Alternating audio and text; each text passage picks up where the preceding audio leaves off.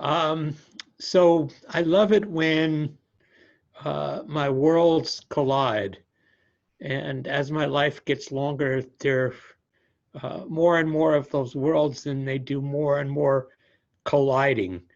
Uh, and I'm very grateful to be here with you because I think that one of the fundamental things that we're trying to offer in these election retreats is a sense of agency, of political agency, and a sense of community in the enactment of that agency.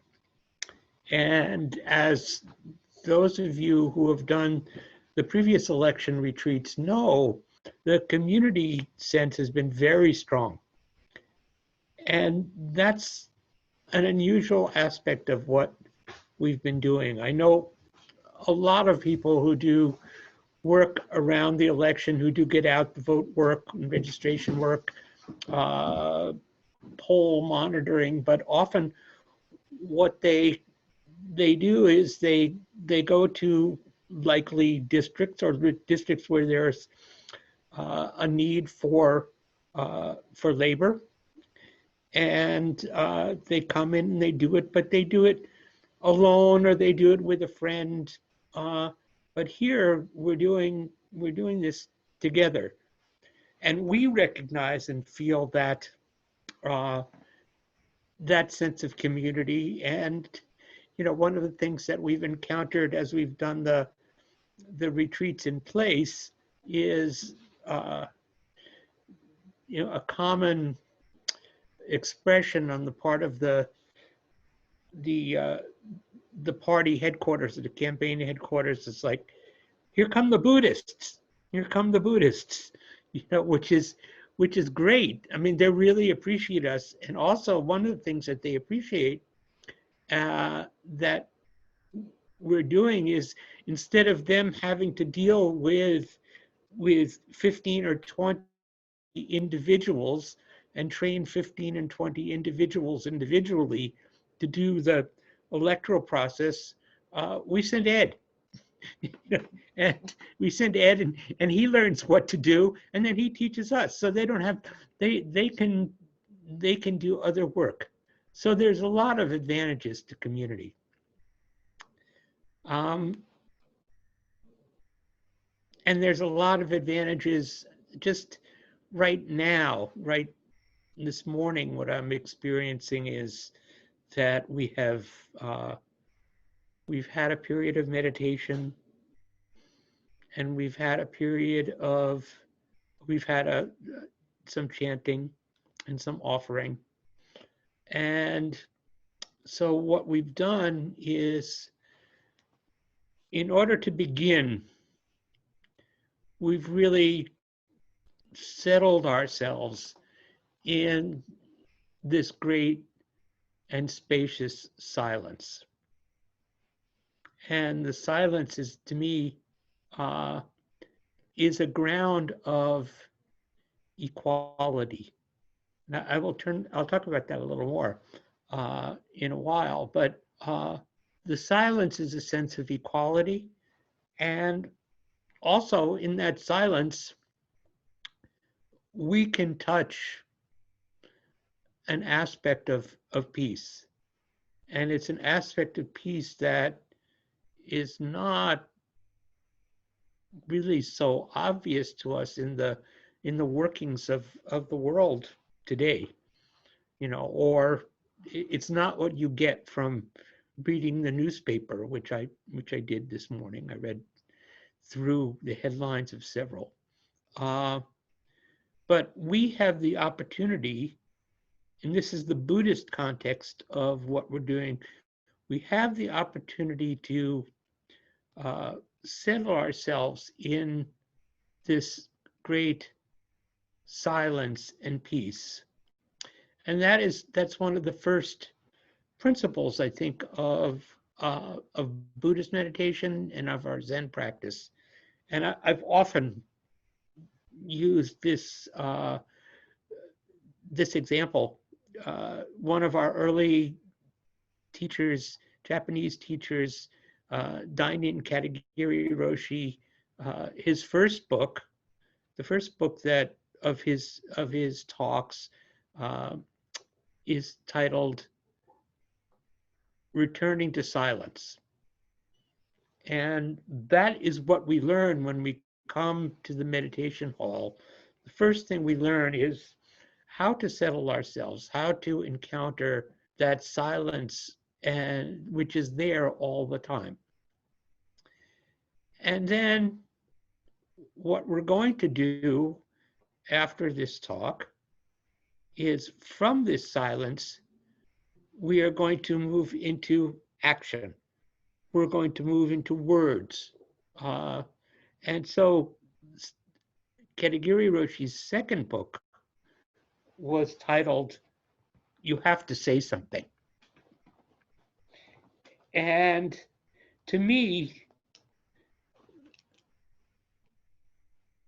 both of those propositions are the essential work of our Zen practice.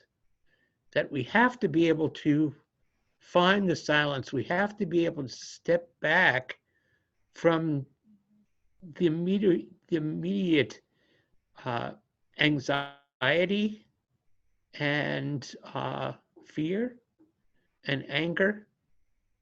Not to deny that, not to say there's no, there's no good reason for that, but we have to have the ability to step back from it, even just a little bit. And then we consider ourselves and we consider the whole situation. And from there, we step forward again and we say something or we do something. And I will say that maybe for the first half of my life, I felt the imperative of the second principle, but nobody told me about it. I didn't understand and didn't find myself the first principle. So I was thinking back yesterday, I was thinking about what was my first experience of electoral work. And I think my first experience, I realized I was 16, and it was in the 1964 election, which was the Johnson-Goldwater election. And it was in the wake, I think, that the Civil Rights Act of 1964 had just been passed, which was a monumental achievement by Johnson. And upcoming was the Voting Act of 1965, which is presently under attack. But in that summer and fall of 1964, I was part of a youth group in my suburban town, the Great Neck Youth Committee for Civil Rights, and we were high school students. We were working under the leadership of Long Island CORE, the Congress of Racial Equality. And they had located and identified as a critical group the migrant workers out in Riverhead, Long Island, who were living on the Hollis Warner duck farm. It was a duck farm that had, I guess they had given up on the ducks, so it was housing for migrant workers who were then there were a lot of African-American migrant workers who were part of a whole cycle that moved from harvest from Florida up along the coast, through Long Island, through the farms there, which were extensive, up to Maine, and then back down to Florida. So for the harvest season in the fall, they were on Long Island, uh, and there were 4,000 African American workers uh, in and around this farm, and we went out there and we registered them, and that was we did a lot of voter registration work, and that was inspiring.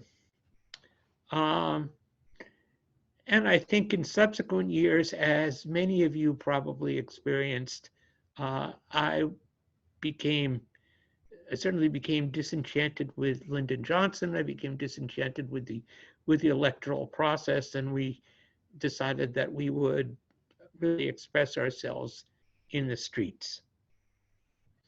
And even then, it was a mystery to me, and there were a lot of arguments about, and they continue, about how does social, economic, and political change occur.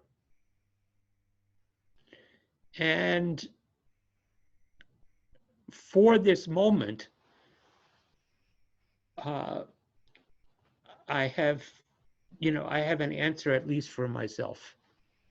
Um, so, for example, some of you know that I've been working on refugee issues for the last almost 10 years. More lately with refugees from Mexico and Central America on our border. But very steadily, I've been working for the last 6 or 7 years with the question of Rohingya refugees from Myanmar, who have 1 million of them have been driven over the border, out of their homes. Their villages have been burned, and they've been driven over the border into Bangladesh. And I have visited the refugee camps there, which are the largest refugee camps in the world. There is nothing politically happening. I read the notices every day, and there is no talk of solution. There is no political action. There is a UN investigating committee, and people in the Buddhist community who care about this have been saying, we have to do something, we have to do something, which I appreciate. But what when I thought about it, I came to feel there's only one thing that we can do, and we can't do it with the present administration and Congress that we have in the United States. There's no way to bring the pressure that needs to be brought on Myanmar is international pressure. It's also largely it's economic pressure, and that's what they've responded to in the past. So this is my solution. This may not be your solution, but what's blocking that? Mitch McConnell. Mitch McConnell is a strong supporter of Aung San Suu Kyi, and he has blocked in the Congress and in the Senate any attempt to censure the government of Myanmar or to reinstate the sanctions that they previously were under. And so it seems to me, if I want to work for the Rohingyas, I have to do electoral work here. If I want to work for an opening of the border and human rights for displaced people from Central America and Mexico, I have to do the electoral work here. If I want to work for social justice, if I want to work uh, against the outright racist policies of our government and the mind-boggling expressions of racism and encouragement of racism, and now the actual imposition of troops in major cities of our country, have to work for electoral change. I think it's totally important that people take to the streets, that they express themselves, that they, it's important for people to see, as they're seeing the impact of nonviolent action and the courage to take the blows that we're seeing from people in Portland, and I think yesterday beginning in Seattle. But the culmination of that has to be in regime change. And to me, that's the fulfillment of the Bodhisattva vow. Now, some people are going to argue that that's dualistic. Some people are going to argue that is really just dressing up left politics in Buddhist robes. But I think if the Bodhisattva vow is to liberate all sentient beings, then the Buddha was always very clear that part of that liberation, actually a necessary component of that liberation, was to meet the requisites of life. The requisites of social justice, the requisites of economic justice, the requisites of political rights are the essential steps. They're the necessary ground for us to be able even to step back a moment and cultivate the deeper and wider liberation that is also available to us. It's not available to us if we're hungry. It's not available to us if we are suffering. If our country is out of control, if the virus is out of control in this country and the administration is turning its back on all solutions, and other countries look at us aghast. And this is what we have a regular meeting of the International Network of Engaged Buddhists every 2 weeks. And, I hear what's going on. We had a report of what's going on in Thailand. Well, you know what? They have it completely under control. And there was actually an article about Thailand in the Times yesterday. They have it under control, and they are a country with a small percentage of the resources that we have. We have the greatest potentiality, the deepest pockets of any nation in the world, and the virus, the virus of the COVID-19 virus, the virus of racism, the virus of divisiveness is running rampant in our country. And so, to me, I think that the model that we are enacting of creating community to do this work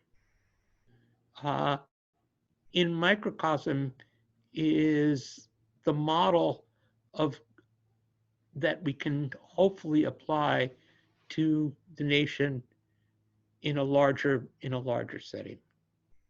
And this is what it's really important to understand, that uh, this is resonant with what the Buddha saw in his own time. That the early Sangha that he created, first of all, was founded on principles of liberty, equality, and fraternity.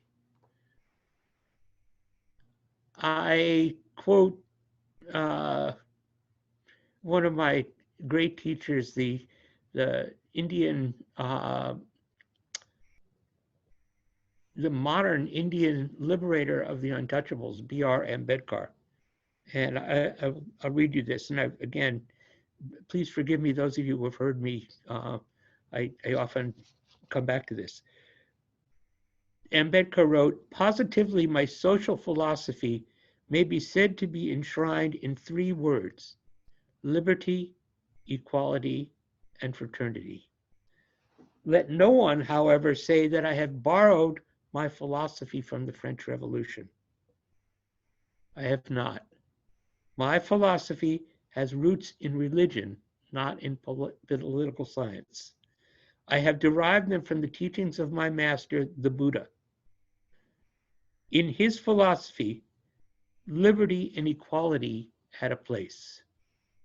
He gave the highest place to fraternity as the only real safeguard against the denial of liberty or equality, or fraternity, which was another name for brotherhood or humanity, which again was another name for religion." So in his study, and I think in our studies and that of uh, many scholars, uh, that the Buddha took as a way, as a form of governance for his communities, which he called sanghas, he drew that from the Republican political forms of the city-states that existed in North India in his time. And they had rules that we would identify as parliamentary procedures. They had voting. Uh, they had all of the forms in their own terms of assembly that we value, and also that in many ways we lack. And I think that these are the values that we are also advocating for and trying to work with in our present life. So